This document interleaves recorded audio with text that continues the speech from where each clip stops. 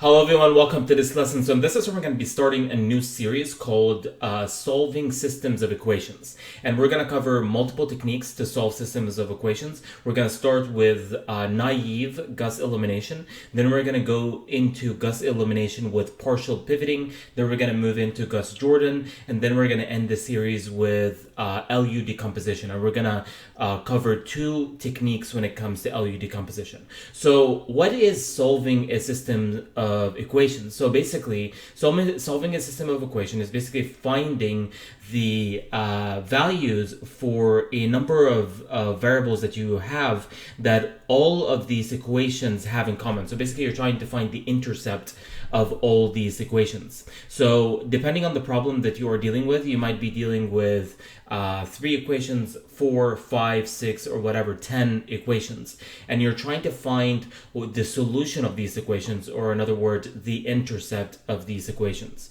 So in this lesson, we're going to be dealing with a 3x3 matrix. So basically, we're dealing with a matrix that is made up of 3 equations and 3 variables. And also, when you're solving a system of equations, you have to have the same number of equations as you have unknowns. For example, here we have an unknown of x1, x2, and x3, and here I have 3 different equations. So fundamentally what I'm trying to find is, I'm trying to find what is the x1 value, x2 value, and x3 value that if I plug in the first equation will give me -3, if I plug in the second equation will give me 2, and if I plug in the third equation would give me 1. And basically this will be the intercept of all these 3 equations. So in solving system of equation, the first thing that you want to do, you want to create what is called an augmented matrix, and basically that is the coefficients of the left hand side. So in this case here we have 1, 1, and -1, and you can see here at the top. And then we have 6, 2, and 2, then 3, 4, and 1. And this is what we're going to be calling the B vector, which is basically the solutions or the right-hand side. And that's going to be -3, 2, and 1. Now, Gauss elimination goes through 2 distinct processes. We are going to forward eliminate, then we're going to backward substitute. And basically, forward elimination comes from the fact that we are eliminating terms. For example, if you look at this original matrix here, the first thing that we're going to be doing, we're going to be eliminating this term here in the second row, and we're going to be creating a 0. Then we're going to be eliminating again the first term in the third row, and this is the 0 again. We created in the bottom here, and the final elimination, we create a 0 in the second term in the third row here. So basically, forward elimination, fundamentally, we are eliminating the bottom left 3 numbers here. So let's actually go of how we go about eliminating these. So the first row that I want to eliminate is the second one. So we take this and we put it here. And what we're going to do with it, we're going to subtract it from the first row. So the first row is the row we're going to be using to do the elimination. So for us to subtract these 2 equations and for this to become a 0, we're going to have to multiply the first equation, the one on the bottom here, multiplied by a factor. And for you to get the factor is basically this term divided by this term. So basically 6 divided by 1, and that's, even when it comes to the code, we're going to call the factor. And when we multiply this here, we're going to have 6x1, 6x2 minus 6x3, and also here we're going to have minus 18.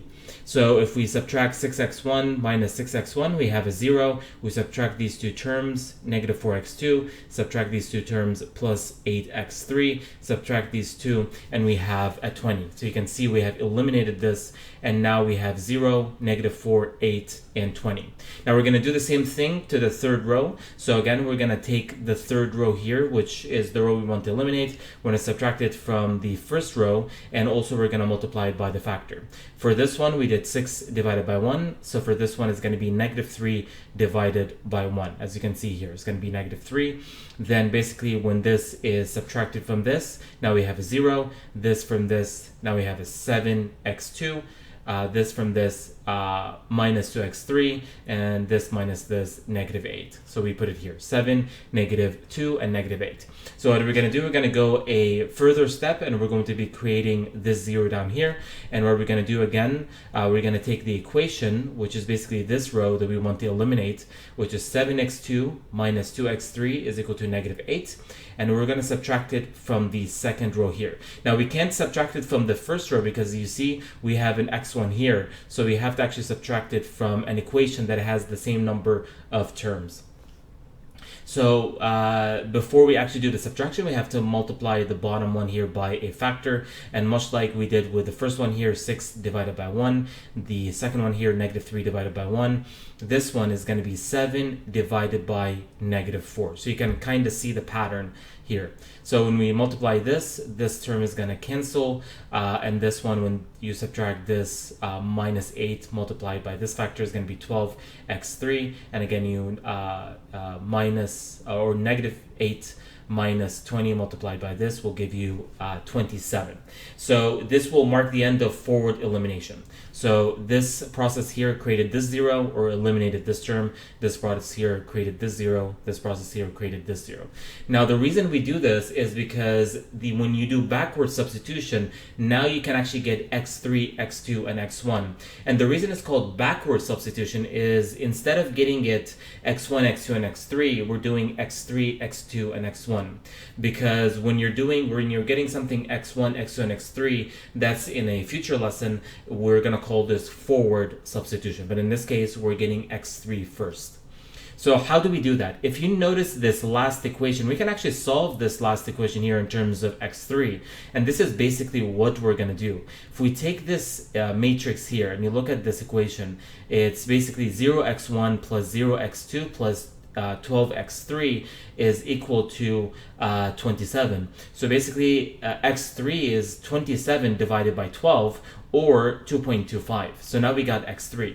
Now if you take this second equation, it's going to be 0x1 minus 4x2 plus 8x3 is equal to 2. But we already got x3, so we can actually plug it here as 2.25, and then we can solve for x2, and that's basically here some algebraic manipulation, and it's going to give us negative 0.5. We can do the same thing for the first equation, and you can see here 1x1 plus 1x2 plus or minus x3 is equal to negative 3. And again, from these two, we have what x3 is, 2.25. We have what x2 is, negative 0.5. So we can solve this for x1, as you can see here, and that's going to give us negative 0.25. So that's what we call backward substitution. So this solves the system of equations that we have here, the 3 by 3. So basically, if I take the x1 negative 0.5, x2 0.5, x3 2.25, and I plug him into the first one, will give me negative 3, plug him in the second one and give me 2, plug him in the third one will give me 1, and now I found the intercept or the solution for this system of equations. So you can find it's actually a pretty simple process.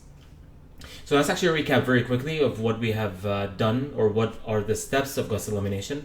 Usually you would get your system here and you would create your augmented matrix. So basically augmented matrix A is the coefficients of A, and then you have vector B, which is basically everything you have at the right side. Then you undergo forward elimination. The first thing you're going to do is eliminate this, which basically you get the this row that you're trying to eliminate subtracted from the first row multiplied by the factor. And you do the same thing here. You take the third row, subtract it from the first row, multiplied by the factor. And then here you take the third row, subtract it from the second row, multiplied by the factor. And after you have created those 3 zeros on the bottom left hand side, now you can perform your backward substitution. You generate your, you get your x3, then you get your x2, then you get your x1. So in the next lesson, we're going to actually take all of these steps, and we're of course going to be creating them in a Python code. We're going to be creating inside of the code the augmented matrix A and the vector B. We're going to create a block of code to undergo forward elimination, and of course a block of code to undergo the backward substitution. So that's it for this lesson, and I will see you in the next lecture. Thank you very much.